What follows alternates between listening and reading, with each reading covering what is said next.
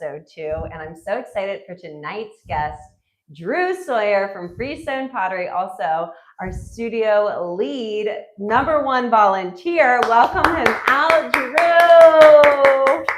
Yay!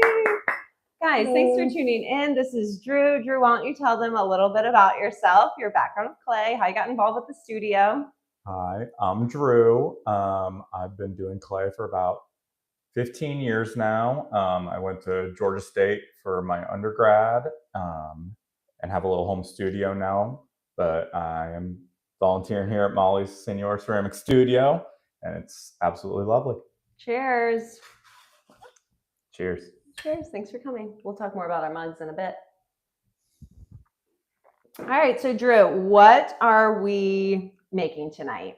Tonight we are making cylinders, keeping it classic, fundamentals. Let's get to it. Pull over your cart. Oh, and guys, I wanted to share, I should have shared this last week because in the July issue of the Atlanta magazine, let me see if I can get this unstuck. Your girl is in it. Your girl is in the Atlanta magazine, July issue. So fun. Okay, so yeah, tonight we're throwing cylinders because they're like a fundamental form. In fact, at Molly Sanders Ceramic Studio, we just finished cylinder boot camp, which Drew has also been helping with our students and teaching them. And so I'm really excited for tonight as Drew will hopefully share some of his tips and tricks for a perfect cylinder. All right, Drew, lead us off. What are some of your tips? On a cylinder, definitely try to pull as much up as you can. It's definitely a practice kind of thing. So go at it full force. I'd say make sure you're always centered. That's always important. That's another good cylinder tip. Yeah, just pull from the bottom. You got to really pull that clay from the bottom to make it work. All right, well, let's get centered. And while we get centered, Drew, we have a fun story about how the universe brought us together. Do you want to share your perspective of how we met? Absolutely. So about 2 or 3 years ago, I was serving tables over at a little restaurant called Folk Art. Here in Atlanta, Georgia. That's in Atlanta, Georgia. And I happened to see Molly dining in at the restaurant. She wasn't in my section, but just something compelled me to just go say hello and introduce myself. And she had kind of said that she was interested in maybe moving to the city. And we kind of made a little connection that, didn't follow through. Then about 6 months ago, she just happened to roll into a bar that I was working at again, and we reconnected and been best friends since. Best friends since. In fact, shout out to Saxon, who's here in the background and was here last week for season 2, episode 1, back at it. And Saxon was kind of the one that was like, hey, Molly, that's that guy Drew. And he really pushed the connection even further, which was so fun. Okay, so what are you doing over there? Right now, I'm just getting centered. I put down my hole and compressing the bottom just a little bit. Okay, love this. Love y'all for tuning in. Stick with us. We've got a fun episode tonight. Lots of fun pottery questions that can maybe lead to controversy. And I can't wait to get Drew's take on them. And we'll be tuning in or dropping where y'all are tuning in from on our map in just a bit. All right, so Drew has centered. He's opened his bottom. He's compressing the bottom. What else are you doing over there? We're about to pull. We're about to pull. Okay, we're going for perfect cylinders. Drew's here to show us the ways. Yeah, don't let that bat pull up on you. Drew, what's your favorite shape of pot? Slippery Sean asks. My favorite shape of pot is probably a moon jar, which is a big circular base that has a bigger foot than it does a mouth. Pretty like traditional Korean pottery. Love that. Good question. And as y'all have questions, please feel free to drop them in the chat. We are live on Instagram and YouTube. Our YouTube channel is getting the horizontal capture with our microphones. So if you want to catch the replays of any Throwing with Molly episode, check them out on YouTube. All right, so moon jars are your favorite. You just had a nice pull. Okay, tell us more. What are you doing over there to make it so nice and effortless? Definitely working with the bat. I'm not used to a square bat, so just taking it a little slow. But of course, you always just want to get a nice pull at the bottom and slowly release as you go up. That's a question that has come in a lot, is like getting that clay at the base. People have this thick amount left at the base. Any tips or tricks for moving that thick clay from the bottom? I really think people get scared to not fully commit for that bottom bit, where it's just something you have to practice over and over, of really that first portion of your pot you have to squeeze and get that clay up. You can release it as you go. But yeah, you kind of really got to scoop in on both sides, from the inside and the out. I always poke too hard and make a hole in the bottom. Any tips for that? Not putting a hole in the bottom? I like to use a needle tool as a gauge. So I'll stick the needle tool down in there once I'm getting close, and then you can kind of measure it by the distance the needle tool takes to get to the bottom in your finger to calculate kind of how deep you are. But that's also something that just comes with time and reps. Time and reps. You tell him, Drew. You tell him, time and reps. So also another question we get a lot is, what kind of clay are we working with? Do you want to talk them through what we're using or what you prefer? Yeah, today we're using a stoneware body called Frost. Right? No, it's not Iceman. Frost. Iceman. But it's actually like our recycled. So it's a mixture of Iceman, Kentucky Mudworks, and standard groggy hand building clay. I love it. It's been really nice. I was working in Georgia red clay for a long time, which is not as giving of a body of clay. Because Drew's born and raised Born in and Georgia. raised, yeah. He's a Georgia boy. So we like this though, compared to what's the Georgia red clay feel like to throw with? It's really gritty, and it just doesn't have a lot of plasticity. So you're more likely to flop or lose the form that you're kind of working on. It's definitely something that you kind of get used to, but like when you kind of come back to commercial clay, this clay feels like it wants to be thrown, where Georgia red clay feels like you're fighting it. Even if you're good at fighting it, you're still fighting it. Makes it more rewarding probably once you're done fighting it. Yes and no. I mean, I feel like it's kind of like a yin and yang of difficulty, because I was doing porcelain before, which is known to be very difficult and finicky. And you would think Georgia red clay would be completely the opposite, since it's such a grogged body. Mm-hmm. But really, I feel like they're kind of the same vibe of just like clay that's just a little finicky to work with. And I see Slippery Sean is also asking, do you ever forge your own clay? I have before, but it's just easier to pay someone to do it.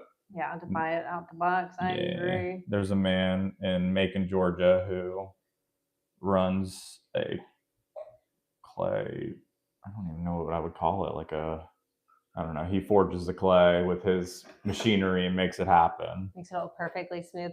Now, I just noticed that you were using a tool that I believe is a Brandon roll-in tool, and I pulled out a Brandon roll-in tool that you just came and did a demo for us in Lesson Tool, so it's kind of fun to play with. And fun fact, if you didn't catch our Throwing with Molly, or Molly Sanderson Makes Studio visiting artist, Brandon Roll-in, it was on our Instagram page live. Brandon and Drew are college buddies. They both are potters together. So Drew has a lot of Brandon's tools, and how are you using them over there? Is that your go-to cylinder tool? This is definitely my go-to cylinder tool. Just got good control over it. I can get a nice straight wall. See, I more prefer a 90 degree for my cylinders, because I can just really anchor up and then just not have to think about it. Me and Brandon were talking about that, and the reason that I like this one versus that is I can use this pointed edge almost as like a knife. as I'm going So down. it's like a twofer or like? Not even a twofer, but like if I have a little bit of a skirt, I can bring it down on there and it's able to get rid of the skirt without just compressing it in. Interesting. Maybe I need to try that one. A Chattahoochee River Bank ashtray would do numbers. I haven't used this one yet. So he does make these metal ones. I just get nervous because of the sharp point, which is amazing and as a knife, but also so sharp. It's so nice. Oh yeah. All right, I guess we'll cut these open once we get them nice and vertical. If you're just tuning in, it's episode 2, season 2, Throwing with Molly, featuring Drew Sawyer of Freestone Pottery. Check him out. Make sure you follow him on Instagram, Freestone Pottery. And he decided to do cylinders because it's a fundamental form. So, and he's sharing all of his tips and tricks to how to make the perfect cylinder. So fun. And we love seeing your questions come in as we're live. All right, I'm going to cut this one open in just a sec. Let's see where we are. So what's it like working at Molly Sanders Ceramic Studio? Any behind the scenes scoop you've got, or what is it really like as you're helping at a pottery studio? You know, I tried to, at one point in my life, sell pottery for a living, and it really kind of ruined a lot of the fun and joy parts of it for me. So being here has just been a nice way to reconnect with something that I love and care about without having to put so much pressure on making it everything. So it's been really fun. And guys, Drew really is like a godsend. He can do everything. He literally has a degree in his own home studio and his own pottery practice. So him being willing and excited to be a part of this community has been so much. Drew, cheers. And I just love it. Cheers. And look at his mug. Tell us about this mug. Cheers. This mug was from my last firing in college. Took a lot to get to this green glaze, but we finally did it at the very last firing. So this one's always important to me. Is that a recipe you whipped up and like developed? And we love that. Okay, let's see. What else? What kind of clay? Your go-to approach. Do you have a favorite or least favorite studio task or chore? I have a least favorite for sure. Okay, what's the least favorite studio task? Can I guess? Yeah, you can guess. Emptying the clay trap. Wrong. Okay, what? Come on, you should know this. Oh, mopping. She has a toy mop. She has a toy mop. Let's talk about mopping. You know, as a pottery studio, you have to mop all the time. Mop, mop, mop, mop, mop. And Drew wants me to get a industrial mop, which are big yellow mops. Nobody wants a big yellow mop in the studio. He says he's going to paint it, but I'm just also like, I'll mop, Drew. You do enough of everything else. I'll mop. Okay, that was good. Let's look at your cylinder. Show it off. Let's hold these up. So what are we even looking for? How do you know someone knows what they're doing based on the cylinder, and why are we cutting them in half? You definitely know when someone's doing it right. If it's pretty, when they're throwing, it should look pretty much the whole time.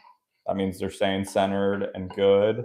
But then we cut them in half so you can see the side profile and how thick you have it at the bottom. So you want it to be consistent through the whole thing. Mine's okay. I'm not the most happy with it, but you know, it's still pretty good. It's really good. And somebody said, Drew, can I commission a mug? Yeah, definitely. You can follow me at Freestone Pottery and DM me, and we'll get one made for you. Love that. All right. Have you ever had a major fail, like a clay fail that has stuck out in your memory? Yeah, definitely. Through a lot of college, I was working on a gas kiln, and we couldn't figure out how to correctly fire it. Or me and the professor thought we had an idea, or more so he thought he had an idea. And I couldn't get a lot of the glazes to come out correctly. And it was taking us a long time to figure it out. And I finally read a book that kind of taught me how I should be firing it instead. And suddenly all the glazes that I had always, had problems with finally came out. So really, I was really searching for a blue celadon for most of my collegiate experience, but up until the very last year, they were pretty much all brown. So brown. mhm. And then let's just hold this closer, guys. This is Drew's. That's my green celadon Look right there. at how gorgeous. And I can't turn upside down because it's full, but look at that bottom. It's amazing. And I see a question coming in. What's your greatest clay success? I would say probably that finding out about the kiln and finally firing it right was my biggest clay success. I love that. There is nothing like failure to make the success feel so good. And pottery, I think, beginners tend to get frustrated if the first one doesn't come out right. What do you say to them? Make more. That's a whole reason to make it again. Make another one. Make more. Love that. That's what we want to be here doing, is making. So you should be excited about something going wrong because you can make it again, make it better. And then you reflect and you're like, what happened there? How can I do it differently? Where do you gain inspiration from? And to go with that question, if you are going to do a show or a themed body of work, what would you be focusing on? So inspiration, and what would your next theme be? I'd say I pull a lot of inspiration from music and just kind of the feeling that it gives me. If I were to do a show again, I don't know what I would do. I don't know if that's kind of what I'm interested in doing anymore, is, making a body of work. Guys, I want to see Drew do a body of work. I think I'm not the only one. Look, I see Kiki tuning in. Drew gains inspo from his classmates. Definitely. What's the biggest piece you've ever made? We're getting live questions. I'd probably maybe 3 or 4 feet tall. In sections or? Yeah, I would guess that was probably in sections. Maybe without sections, like a 3-foot pot. In one hunk of clay? Uh-huh. Good question. 3-foot hunk of clay. Okay, guys, while Drew is tonight, if you're just tuning in, Drew Sawyer of Freestone Pottery and our #1 studio volunteer lead is joining us, and we're going over how to throw a perfect cylinder. Can you make a life-size version of someone you know?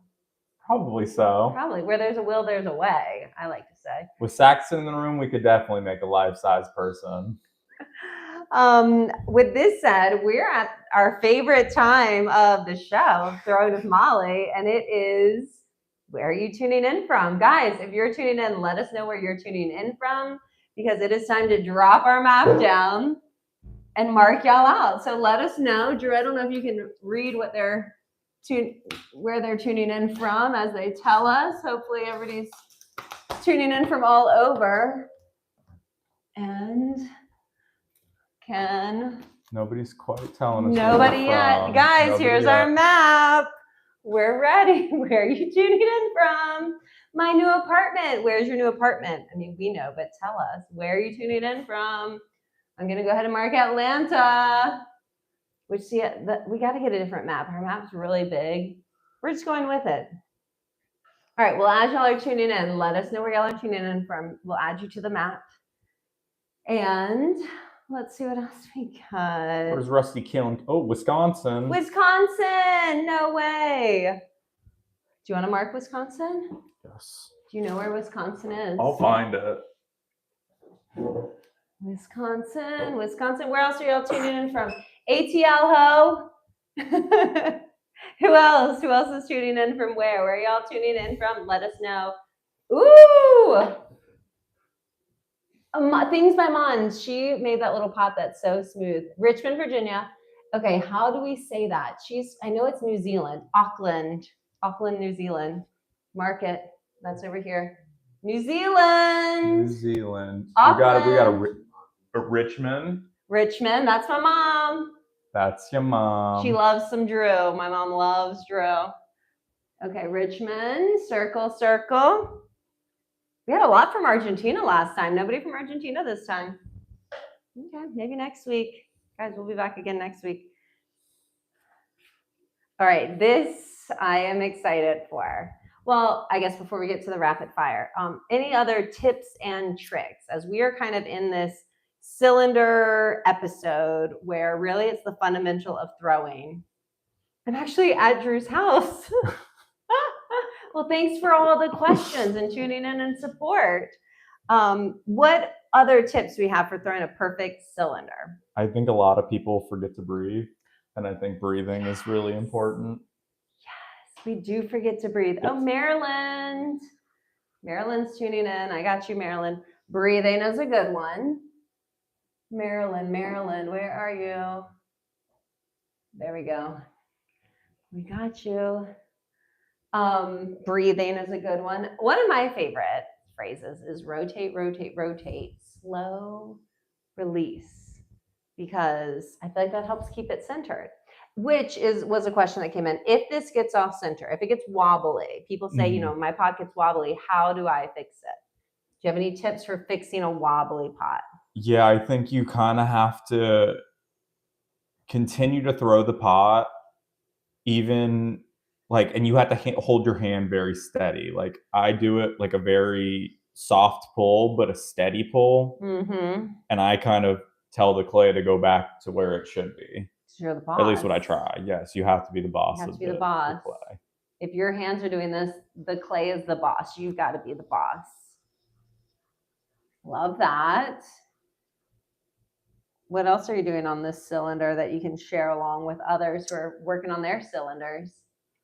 This one I'm just taking nice and slow, trying to do a nice little thin cylinder, but I got big old hands. Yeah, so. Yeah, that is a really thin cylinder for those big old hands. So how are you doing that? How are you making a tall, skinny cylinder? Because mine's pretty wide over here.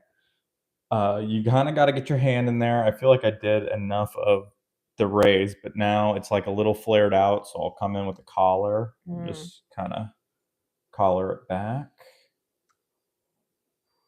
The collar. Now also I kind of, on this one, I think I'm going to go rogue and play around with these tools Brandon has left. If you're looking for pottery tools, Brandon Rowland, you can check him out too, Brandon Rowland Art. I'm going to play around with this. But before I play around, I think it's time that we can do some, oh shoot, all my cue cards. Here we go. I got them. Guys, you know, Throwing with Molly is where I channel my inner Andy Cohen. We have our cue cards. We cheers. We have our drink of choice. Cheers. We have our guests. We throw clay. We have fun. We love your questions, and we throw some answers out. Okay. Are you ready for some hot, controversial questions about clay?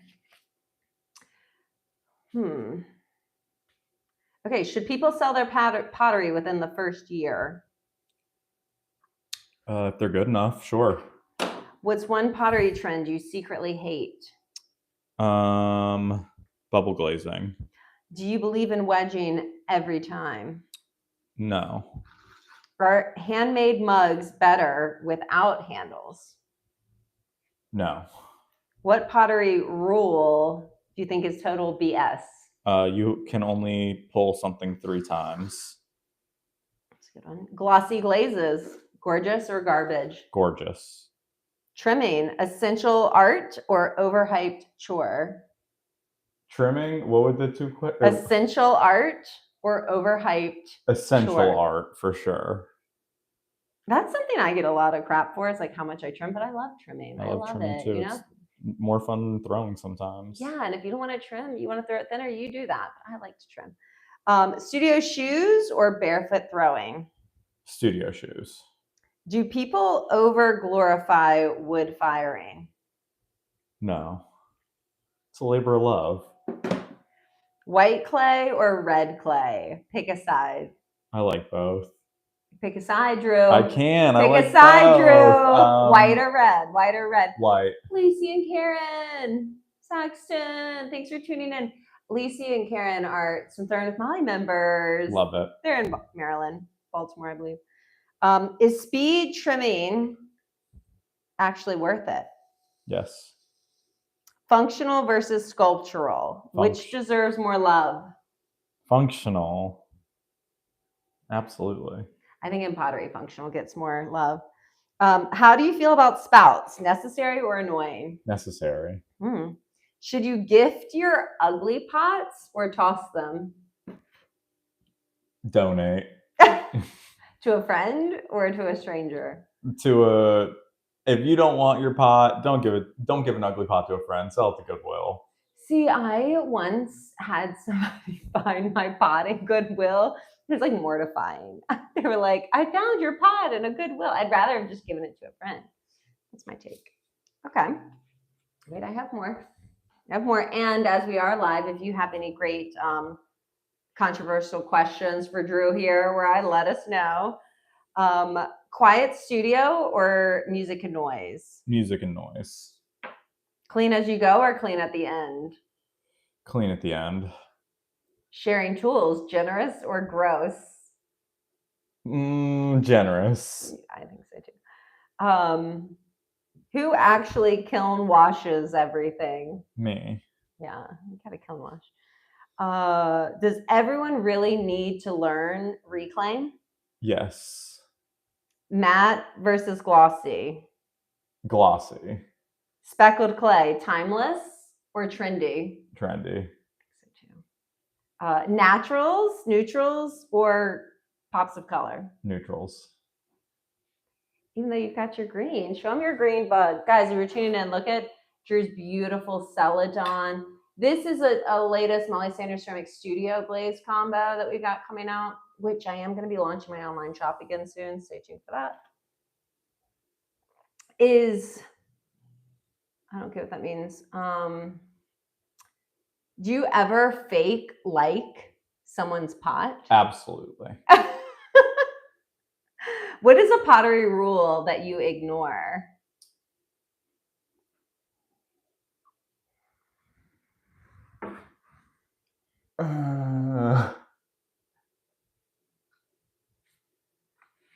I open the kiln lid before you should. What temperature?